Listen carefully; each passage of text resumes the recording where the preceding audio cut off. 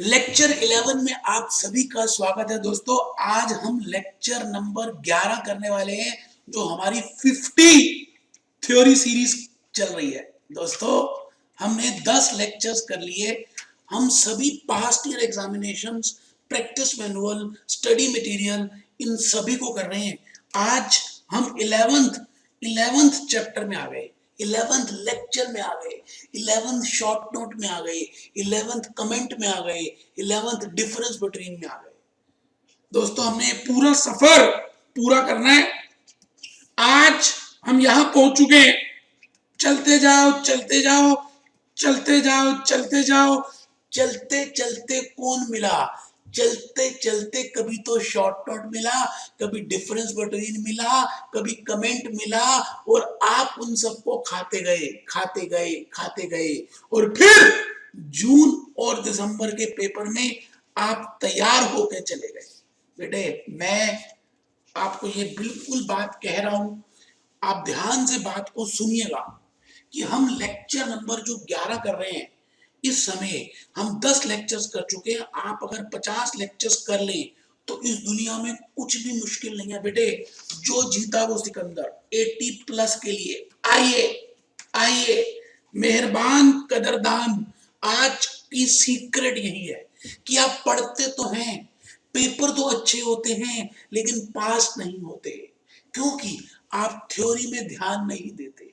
तो बेटे भूपेश आनंद की 50 थ्योरी सीरीज कंपनी अकाउंट्स की अगर आप अटेंड कर लें, इस दुनिया में आप 80 प्लस लाने में सक्षम होंगे। तो मैं भूपेश आनंद क्वेश्चन नंबर 11 जून 2014 में जो आया था वो लिख रहा हूं।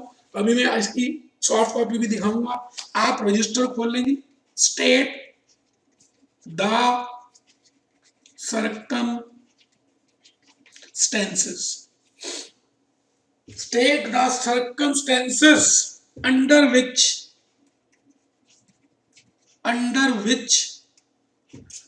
a liquidator would have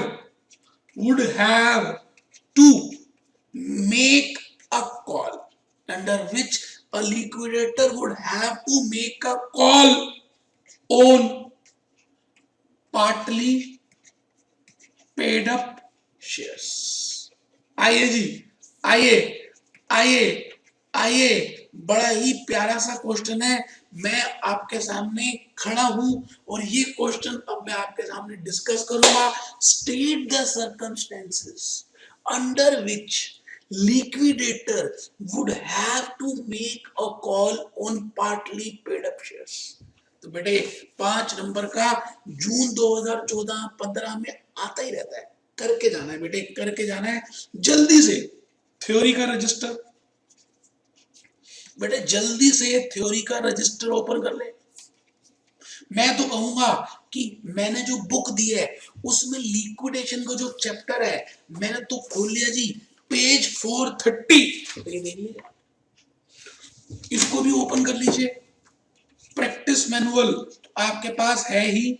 बस दोस्तों हम कंसेप्ट समझेंगे और आगे बढ़ जाएंगे। आइए, मैं भूपेश आनंद पहले 1 मिनट लगाकर भगवान को हाजिर नाजिर करके, मैंने तो देखिए जी सब सामान पहले ही खोल के रखा हुआ है। आइए जी भगवान को एक बार याद करें।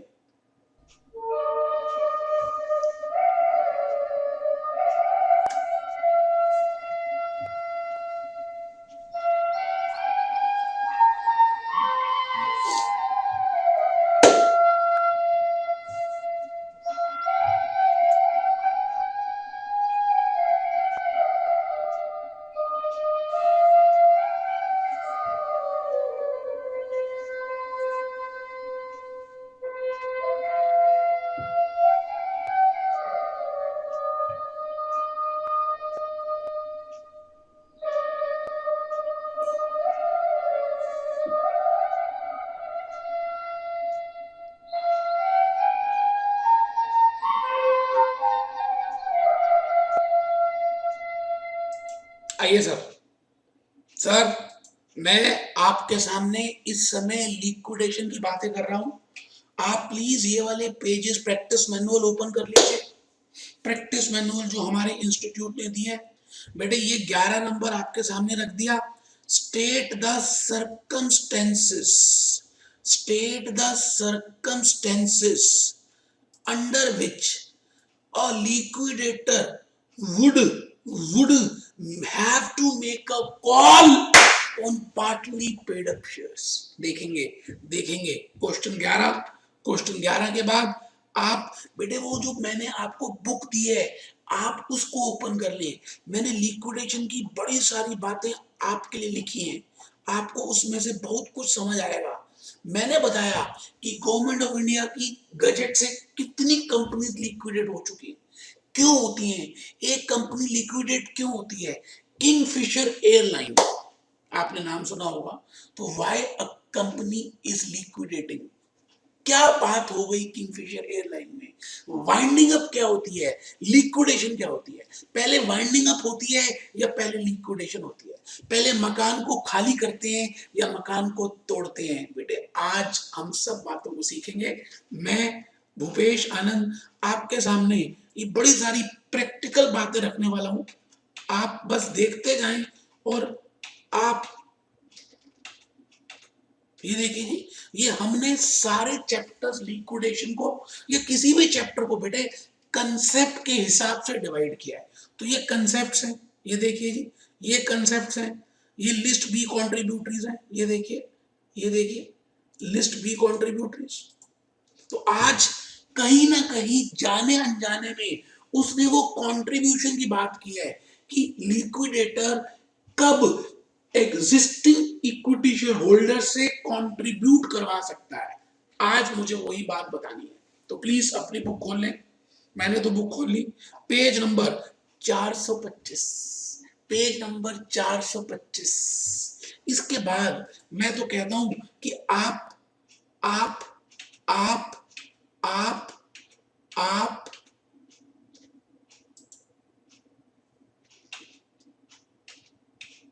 थ्योरी क्वेश्चंस भी खोल लें जी। वाइंडिंग अप बेटे मैंने हर चैप्टर में पहले थ्योरी क्वेश्चंस लिखे हैं, फिर प्रैक्टिकल लिखे हैं, फिर थ्योरी, फिर प्रैक्टिकल, और प्रैक्टिकल को भी कंसेप्ट वाइज डिवाइड किया है। तो देखिए what is the meaning of winding up. पहले तो मैंने लिखा section 240, section 240, section 240 270 of Companies Act, section 270 of Companies Act, section 270 of Companies Act 2013। तो लिक्विडेशन और winding up is a legal term, वो देखेंगे बेटे। इसके लास्ट क्वेश्चन को अगर देखें, लास्ट क्वेश्चन को, लास्ट क्वेश्चन को, लास्ट क्वेश्चन को, तो लास्ट क्वेश्चन में क्या है, कहां चला गया लास्ट बेटे, what is meant by list B contributories.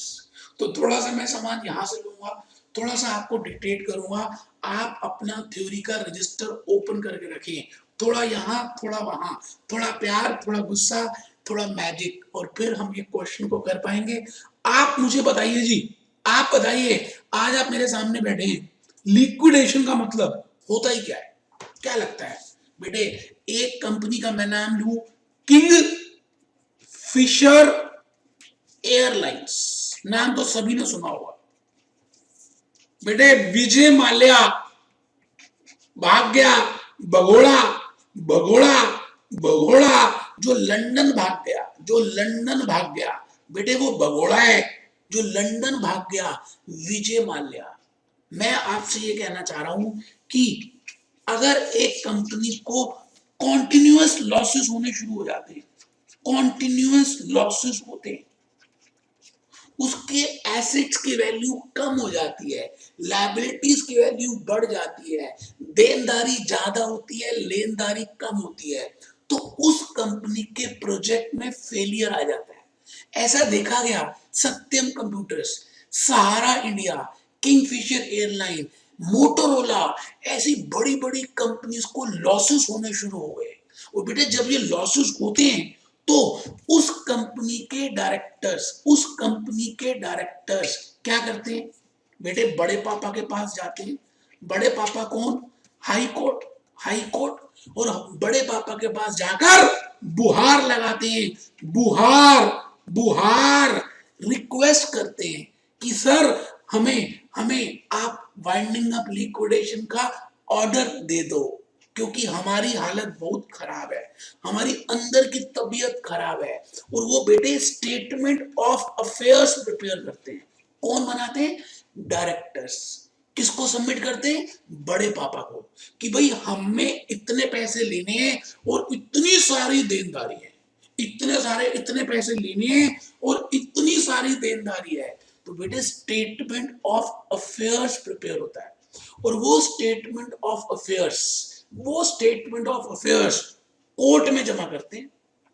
इसके बाद अगर कोर्ट को ऐसा लगे कि भाई इनकी हालत सच में ही खराब है, इनको सच में कैंसर हो गया है, ये तो मर ही जाएंगे, इनको तो मार ही डालो तो ज्यादा अच्छा है, तो बेटे उसके बाद हाई कोर्ट क्या कहती है इन डायरेक्टर्स को कि आप क्रेडिटर्स की मीटिंग बुलाओ, आप डिबेंचर होल्डर्स की मीटिंग बुलाओ और उनसे पूछो कि क्या वो एग्री है लिक्विडेशन के लिए। मैं मान के चल रहा हूं कि वो सारे लोग अगर एग्रीड है तो बेटे उस कंपनी का एक एक लिक्विडेटर अपॉइंट कर दिया जाता है। बेटे लिक्विडेटर को अपॉइंट करते हैं, मतलब creditors, preference holders, debenture holders अगर मान जाएं, उनकी मीटिंग्स होकर अगर वो कंसेंट दे दें और वो हाई कोर्ट में जमा करा दिया जाए डायरेक्टर्स के through, after that liquidator is appointed. बेटा लिक्विडेटर जैसे अपॉइंट होता है सारे डायरेक्टर्स सभी का रोल खत्म हो जाता है। क्यों? क्योंकि वो लिक्विडेटर क्या करेगा, उस पूरी कंपनी के एसेट्स और पूरी कंपनी के जो लायबिलिटीज हैं उनको डिस्चार्ज करेगा, एसेट्स को बेचेगा, लायबिलिटीज को पे करेगा, न्यूज़पेपर में एडवर्टाइजमेंट देगा कि इस कंपनी की लिक्विडेशन होने वाली है। और बेटे बेटे फिर क्या करेगा वो पूरे, जब तक उस कंपनी के एसेट्स होते हैं, एसेट्स बेटे एसेट्स दो तरह के होंगे, एक तो हो सकते हैं सिक्योर्ड जो एसेट्स के जो गिरवी में रखे, और एक हो सकते हैं अनसिक्योर्ड जो एसेट्स गिरवी में नहीं रखे। तो assets can be of two types, pledged, not pledged. अब बेटे अगर वो गिरवी में रखे हैं तो जिसके अगेंस्ट गिरवी में रखे हैं वो तो वही व्यक्ति उसको बेचेगा, तो लिक्विडेटर उससे एक्सेस पैसे अगर कोई बचते हैं तो ले लेगा, और जो एसेट्स अनसिक्योर्ड हैं उनको बेचेगा, पैसा इकट्ठा करेगा और उनकी पेमेंट करेगा लायबिलिटीज को। अब लायबिलिटीज में पहले पेमेंट किसकी करेगा? बेटे पहले पेमेंट जो है पहले प्रेफरेंशियल क्रेडिटर्स की पेमेंट होती है, प्रेफरेंशियल क्रेडिटर्स की पेमेंट होगी सबसे पहले। प्रेफरेंशियल क्रेडिटर्स बेटे जिन एम्प्लॉइज जो जिनको सैलरी नहीं मिली, ग्रेचुटी फंड नहीं मिला, हॉलिडे रेम्यूनरेशन नहीं मिली, इनकम टैक्स पे नहीं किया, टैक्सेस पे नहीं किए, बेटे वो सारे ड्यूज को हम बोलते हैं प्रेफरेंशियल क्रेडिटर्स। अगर इसके बाद मान लेते हैं हमारे पास 10 लाख रुपए बचे लिक्विडेटर के पास और प्रेफरेंशियल क्रेडिटर्स को हमने 6 लाख रुपए पे कर दिए, बाकी कितने पैसे बच गए? 4 लाख। अब हम देखेंगे कि अनसिक्योर्ड क्रेडिटर्स, अनसिक्योर्ड या ऐसे क्रेडिटर्स जिनका फ्लोटिंग चार्ज है वो कितने हैं? मान लेते हैं वो 3 लाख है, 1 लाख बच गए। अब बेटे ये जो 1 लाख बच गए ना मेरे लाल, इसके बाद पेमेंट होगी अनसिक्योर्ड क्रेडिटर्स को। अब ये फॉर्मेट, ये प्रायोरिटी, ये प्रेफरेंस सब दिया हुआ है बेटे, अनसिक्योर्ड क्रेडिटर्स की पेमेंट होगी, और जब अनसिक्योर्ड क्रेडिटर्स की पेमेंट हो जाएगी तो उसके बाद अगर पैसे बचे, मान लेते हैं 2.5 लाख रुपए तो अनसिक्योर्ड क्रेडिटर्स को देने थे, तो बेटे 1.5 लाख रुपए तो अभी डेफिशिएंट हो गया, डेफिशिएंसी में चला गया। अभी हमने प्रेफरेंशियल होल्डर्स और इक्विटी होल्डर्स इनकी पेमेंट भी करनी है, बट बेटे अभी पुराने जो बाहर वाले उनको पैसे नहीं दिए, तो इस केस में सुनना सुनना सुनना, लिक्विडेटर इस केस में एग्जिस्टिंग इक्विटी शेयर होल्डर्स से पैसे मंगवा सकता है अगर वो शेयर्स पार्टली पेड अप है, अगर वो शेयर्स पार्टली पेड अप है। मैं रिपीट करता हूं, एक कंपनी के शेयर होल्डर की मैक्सिमम लायबिलिटी उसकी फेस वैल्यू तक होती है। मान के चलते हैं कि किंगफिशर एयरलाइन के शेयर्स पार्टली पेड अप थे और किंगफिशर को लिक्विडेशन के कगार पे जाना पड़ा और उसके पास पैसे कम है और देनदारी ज्यादा है, तो लिक्विडेटर लिस्ट ए, पहले लिस्ट ए मतलब जो एग्जिस्टिंग प्रेजेंट मेंबर्स हैं उनसे उनसे पैसे मंगवा सकता है। कितने मैक्सिमम? बेटे पार्टली पेड अप है तो मैक्सिमम फुल्ली पेड अप के लिए जो डिफरेंस होगा उतना ही मंगवा सकता है।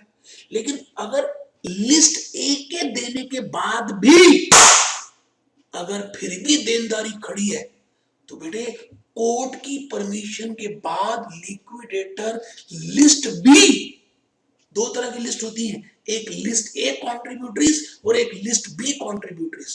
पहले लिस्ट ए से मंगवाएगा जो एग्जिस्टिंग प्रेजेंट मेंबर्स है, फिर लिस्ट बी से मंगवाएगा जो मेंबर्स लिक्विडेशन के एक साल पहले तक थे, जो मेंबर्स लिक्विडेशन की डेट डिक्लेरेशन होने से एक साल पहले तक थे और उन्होंने अपने शेयर्स ट्रांसफर कर दिए, और एग्जिस्टिंग मेंबर्स देने को तैयार नहीं है, उनके पास पैसे ही नहीं है, और जो लायबिलिटी एक साल पहले थी जब वो मेंबर थे वो लायबिलिटी तो बेटे लिस्ट बी वाले ही इनकर करेंगे। इसका मतलब liquidator can ask from list A or from list B contributors.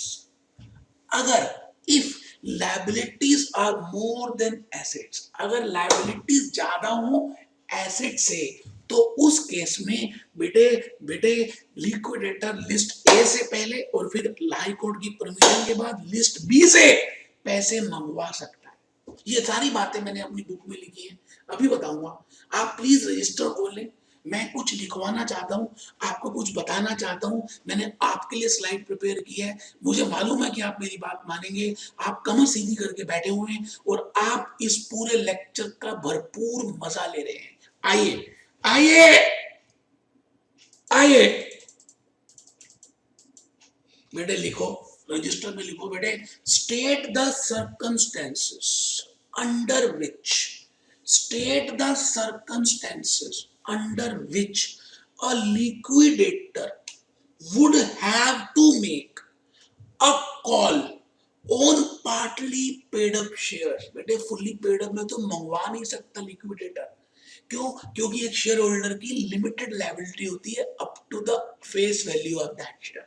तो प्लीज क्वेश्चन लिखें, जून 2014 में आया, मैंने बेटे इसकी हिंट लिखी है, बड़ी प्यार से लिखी है, मैंने लिखा in case the existing assets available.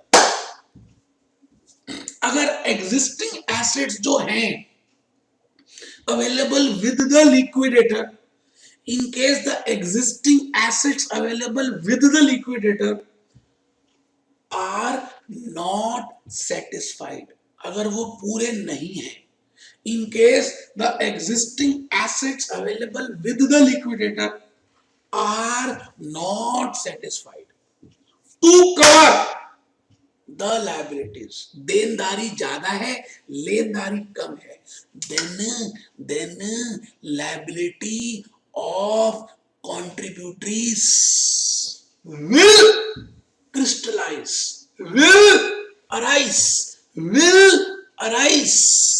तो in case the existing assets available with the liquidator are not satisfied, अगर existing assets कम हैं और देना ज्यादा है तो उस केस में contributories की liability crystallize हो सकती है।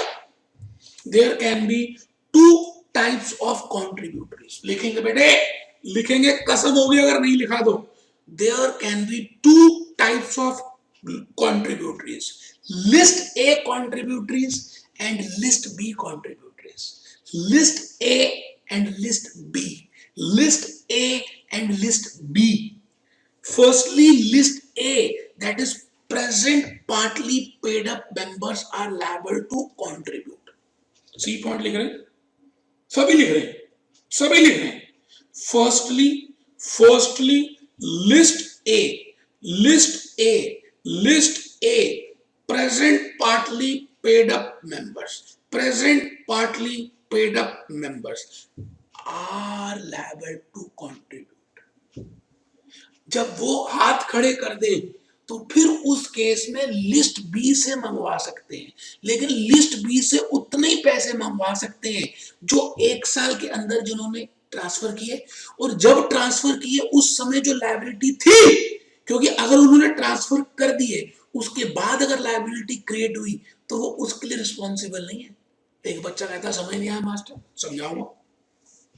मैं कह रहा हूं कि लिस्ट बी कॉन्ट्रीब्यूटरीज उनको बोलते हैं, पहली बात जो 12 महीने पहले जिन्होंने अपने शेयर्स ट्रांसफर किए। 12 महीने कहां, मैं बताता हूं बेटे। 12 महीने का मतलब कहां, ये देखो जी, ये आपकी मान लेते हैं डेट ऑफ लिक्विडेशन है, मान रहे, this is date of liquidation.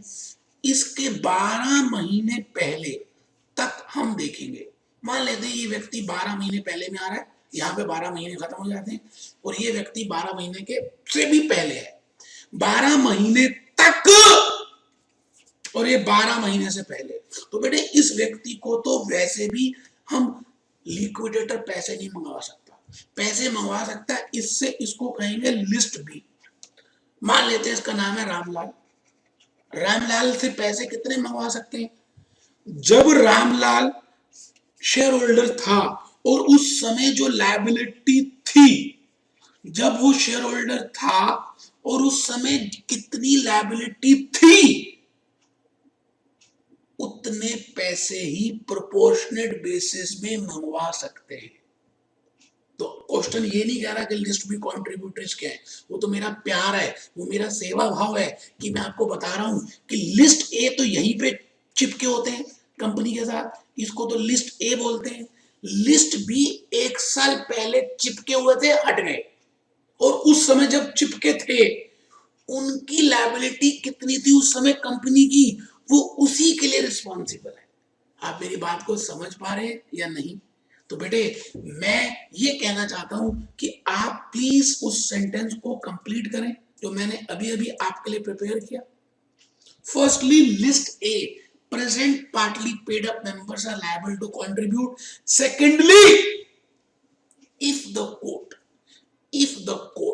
is satisfied, then list B contributors। अब list B कौन होता है अभी हम देखेंगे, हमने लिखा है, वैसे यहां भी लिख दिया, आप लिखें who have transferred partly paid up shares within 1 year prior to date of commencement of winding up। तो लिस्ट भी कौन होते हैं, who have transferred partly paid up shares within 1 year prior to date of commencement of winding up are called upon to pay an amount not exceeding the amount not called up। जो amount called up नहीं किया उससे ज्यादा तो वैसे भी नहीं मंगा सकते। The amount not exceeding the amount not called up when the shares were transferred to pay off such creditors. जिस समय ट्रांसफर किए उस समय की क्रेडिटर्स की बात हो रही है, उसके बाद जितने मर्जी हो उनके लिए भी पैसे नहीं मंगवा सकते। टू पे सच creditors as existed on the date of transfer of shares। तो बेटे क्रिस्टलाइज हो सकती है, बिल्कुल हो सकती है। लायबिलिटीज अगर ज्यादा हो, लिक्विडेटर के पास पावर आ जाती है, वो पैसे मंगवा सकता है। पहले लिस्ट ए से मंगवाएगा, वो नहीं दे पा रहे तो लिस्ट बी से मंगवाएगा, लेकिन लिस्ट बी उतनी लायबिलिटी पे करेंगे जितनी जब वो मेंबर थे और उस समय जो क्रेडिटर्स थे। और अगर एक से ज्यादा मेंबर्स हैं तो बेटे प्रोपोर्शनेट बेसिस में हम प्रैक्टिकल क्वेश्चंस कराते हैं कि कॉन्ट्रीब्यूटरीज की आउटस्टैंडिंग अमाउंट कैसे कैलकुलेट करें। तो इन्हीं बातों के साथ मैं चाहता हूं एक बार आप बुक भी खोलें, बेटे बुक खोलें, ये तो मैंने स्लाइड्स प्रिपेयर की हैं, एक बार बुक खोलें, ये देखिए what is meant by list B contributories. अब ये पूरा आपको पूछा है, ये पूरा नहीं लिखना, मैं खाली ये बता रहा हूं कि इसमें से कुछ सामान आप वहां डाल सकते हैं। List B, share holders who had transferred partly paid up shares, partly paid up shares within 1 year prior to the date of winding up may be called upon to pay an amount to pay off such creditors as existed on the such creditors as existed on the date of transfer of shares. These transferors are called list B contributors. तो बेटे liability आ गई, नीचे देखिए conditions. List B contributors will crystallize when the existing assets available with the liquidator are not sufficient to cover the liabilities, when the existing shareholders fail to pay, when the existing present members, list A members are failed, एक बच्चा कहता है failed कहां लिखा है, हीरा to pay the amount due on shares, जब existing members अपना पैसा जो पार्टली पेड अप का है नहीं दे पाए तो फिर वो लिस्ट बी से मंगवा सकता है। लिस्ट बी कौन होते हैं, मैक्सिमम कितना बता चुका हूं, आगे चलते हैं। तो बेटे आप प्लीज ये क्वेश्चन करके जाना, बड़ा ही अच्छा क्वेश्चन है, मुझे लगता है कि पेपर में आ सकता है। और बेटे इसके ऊपर प्रैक्टिकल कंसेप्ट जितने भी हैं, क्वेश्चंस जो भी कंसेप्ट हैं, मैंने वो अपने आप ही यूट्यूब में अपलोड कर दिए। फेस टू फेस में भी हम कराते हैं, पेन ड्राइव भी देते हैं, रिकॉर्डेड लेक्चर्स भी हैं। तो बेटे बस मेरा उद्देश्य है कि आप जल्दी से पास हो जाएं। अगर आपको ये वीडियो अच्छा लगा तो आप इसको लाइक करें, कमेंट लिखें, शेयर करें, सब्सक्राइब करें। बस दोस्तों यही मेरे को लगेगा मेरी कंसिडरेशन है। इन्हीं बातों के साथ मैं आज का ये लेक्चर यहीं पे कंप्लीट कर रहा हूं। धन्यवाद।